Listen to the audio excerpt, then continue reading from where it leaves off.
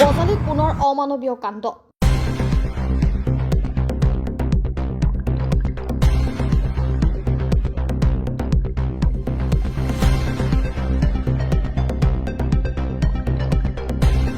খেতিপথাৰত কৰা ঘাঁহ খেতি খোৱাৰ বাবে কাটি দিলে গৰুৰ কাণ।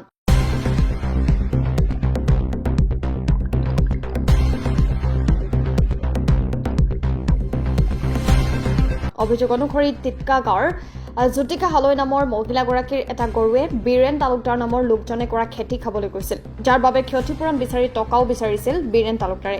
ক্ষতিপূৰণ হিচাপে বীৰেন তালুকদাৰৰ পৰিয়ালে বিচাৰিছিল 10,000 টকা। সময়ত টকা নিদিয়াৰ বাবে অৱশেষত গৰুটো ধৰি কাণ কাটি দিলে বীৰেন তালুকদাৰে। ঘটনাটো মানে কি, মইতো গুৱাহাটীত গৈছোঁ। মই ল'ৰাজনক লৈ গুৱাহাটীত গ'লোঁ। যাওঁতে মোক ঘৰৰ পৰা ফোন কৰিছে যে আমাৰ গৰুটো বিচাৰি পোৱা নাই। মই কৈছোঁ কি বিচাৰি পোৱা নাই, গৰুটো বিচৰাক আছে নহয়, পোৱা নাই। তাৰপিছত আধা ঘণ্টাৰ মূৰত ফোন আহিছে যে গৰুটো এনেহেনকৈ বীৰেন আহাৰ ঘৰত মানে কৰি থৈছে, বান্ধি থৈছে। তাৰপিছত আমাৰ ঘৰৰ মানে ফোন বাৰে বাৰে কৰি আছে, মোক দিগদাৰ দি আছে। মই তেতিয়া কৈছোঁ কিনো গৰুটো হ'ল। তাৰ বীৰেনৰ ঘৰৰ ল'ৰাটোকো মই ফোন মাৰিছোঁ, সি ফোনটো ৰিচিভ কৰা নাই। অলৰেডি মানে তাহাৰ দেউতাকক মই অপাৰেশ্যন কৰি আনিছোঁ চকু। এইটো খেতি খোৱাৰ কাৰণে, তাহাৰ বোলে খেতি খাইছে বোলে, কিবা ঘাঁহ না খেতি কিবা। তাৰপিছত মই ক'লোঁ, ফোন মাৰি আছোঁ তাহাৰ ল'ৰাটোক, মই কিয় কামটো কৰলা, গৰুটো এৰি দিয়ক। তাৰপিছত কৈছে ফোন উঠোৱা নাই। মই আৰু ক'লোঁ তুমি যাওঁ তাহাৰ বাৰী ঘৰে বিচৰা যি দেউতাকে বোলে মাতে নিছি। ময়োতো বিশেষ ঘটনাটোত নাই, কিন্তু মোৰ দুখ লাগছে কি গৰুটো সৰুৰ পৰা আমি ডাঙৰ কৰিছোঁ, মানে গৰুটো আমি চিলাইজ খুৱাই ডাঙৰ কৰিছোঁ। সেইটো কাৰণে তাৰমানে আমি ধৰি লওক এনেহেন কাম কৰিব নালাগিছিল।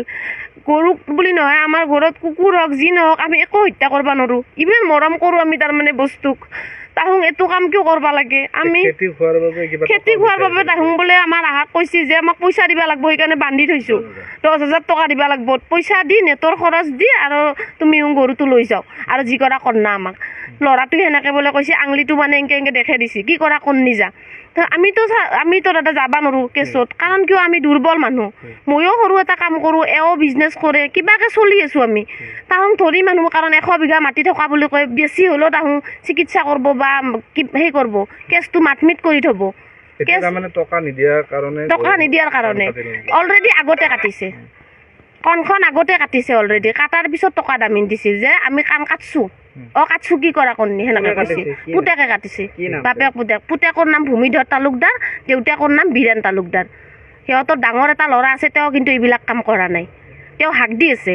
আৰু আমাৰ গাঁৱৰ ভবা তালুকদাৰ আছে, তেওঁলোকেও হাক দি আছে। তেওঁলোকৰ নিজৰ ভায়েক ভবা, তেওঁ কৈছে তুমি ইমান পাপ কাম কিয় কৰি আছা।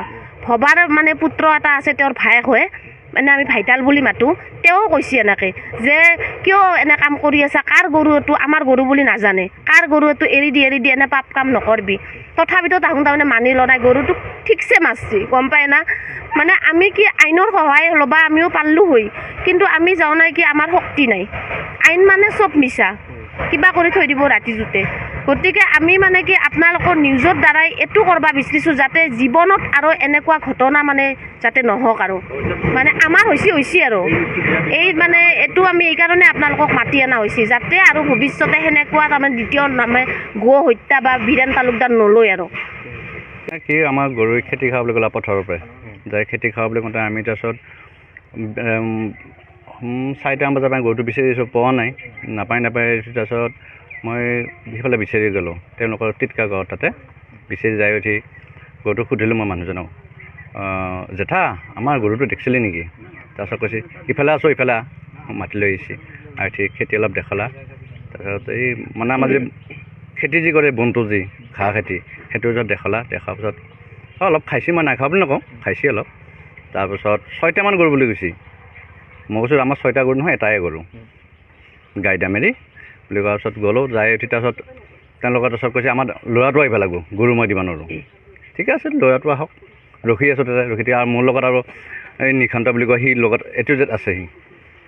তাৰপিছত বহি থাকি সি আলোচনা কৰিছে, ল'ৰাটো আহি পেলাই ক'লা বোলে গৰুটো নেদোঁ, 10,000 টকা দিব লাগিব। ঠিক আছে, 10,000 টকা ক'ত দিব পাৰিম, এটা গৰুই অলপ খাইছে, কাৰণ 10,000 টকা আমি ক'ত দিব পাৰিম, নোৱাৰোঁ। ক্ষতিপূৰণ বিচাৰি মই কৈছোঁ 10,000 টকা দিব নোৱাৰোঁ, আৰু ইমানটো হোৱা নাই অনিষ্ট, গতিকে অলপ হৈছে মই মানি লৈছোঁ, কিন্তু কিবা এটা মোকামিলাৰ ভিতৰত আহক। তাৰপাছত ক'লা যে সিহঁতে বহুত মোটামুটি সিহঁতৰ ঘৰত 1 ঘণ্টা 1.5 ঘণ্টামান সময় বহি আছোঁ এইখিনি আলোচনা কৰিয়ে তাৰমানে। তাৰপিছত তেওঁলোকে ক'লা যে বোলে নহয় জেঠা এটা কাম কৰক, কিবা এটা কৰক কাম, গৰুটো লৈ যাওঁ। তাৰপিছত কৈছে 1000 টকা দিব লাগিব। হ'ব দিয়ক জেঠা, 1000 টকাটো দিম।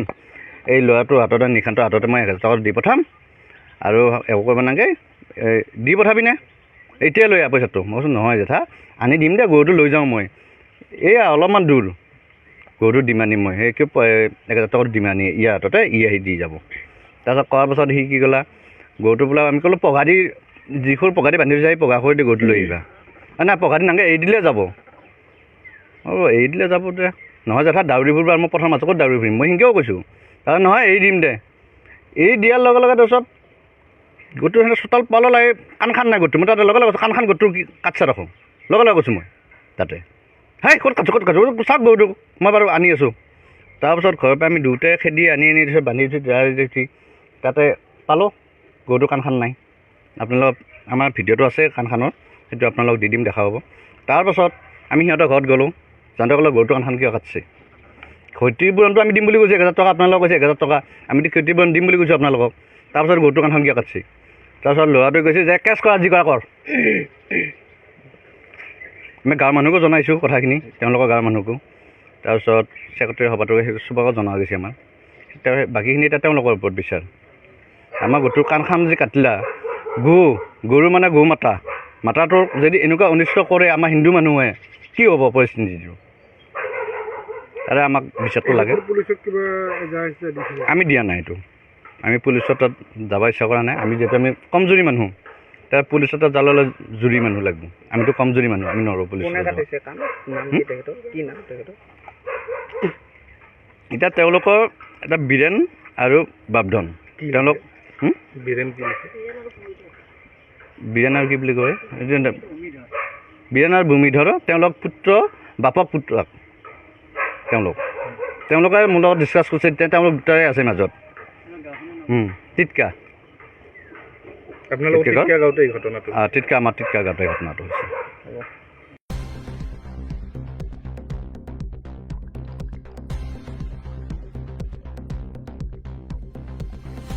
News desk Assam 15।